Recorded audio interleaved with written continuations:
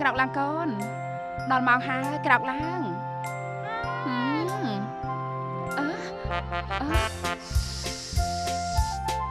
កុំមាត់កូនខ្ញុំដីស្រួលណាស់ដាស់ទៀតសិនដែរខ្ញុំថាញ់ដល់ហើយម៉ាក់នេះកំពុងតែដេកលក់ស្រួលផង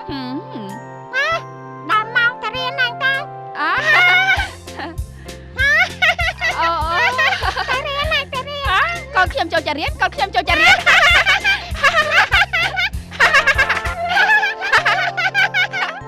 បាយបាយនេះម៉ាក់ទៅចុះកូន